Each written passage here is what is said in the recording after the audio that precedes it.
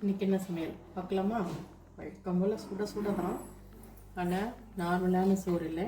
இன்றைக்கி வந்து வெஜிடபிள் பிரியாணி, சீரக சம்பா ரைஸ் போட்டு சூப்பராக ஒரு பொலன்னு ஒரு வெஜிடபிள் பிரியாணி பண்ணியாச்சு. ஆக்சுவலி இன்றைக்கி நைட்லேருந்து எனக்கு ஒரே தலைவலி, குழம்பு பொரியல் அதெல்லாம் செய்கிற மூடு இல்லை. கொஞ்சம் வெஜிடபிளும் சாப்பிடணும்.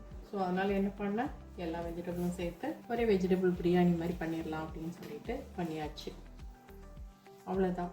இதுக்கு பார்த்தீங்கன்னா வெஜிடபிள் பிரியாணி இல்லையா, அதனால் கூட வந்து கொஞ்சம் ரைத்தா, ஆனியன் ரைத்தா போட்டிருக்கேன்.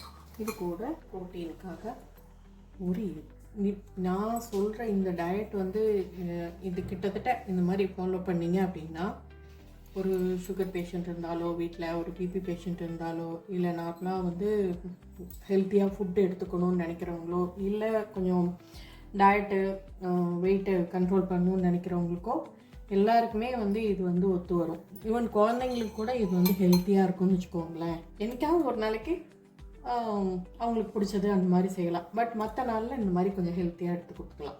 அவ்வளோதாங்க. இந்த வீடியோ உங்களுக்கு பிடிச்சிருந்துச்சுன்னா லைக் பண்ணுங்கள், ஷேர் பண்ணுங்கள், கமெண்ட் பண்ணுங்கள். புதுசாக பார்க்குறீங்கன்னா சப்ஸ்கிரைப் பண்ணிக்கோங்க. தேங்க்ஸ் ஃபார் வாட்சிங். பாய்.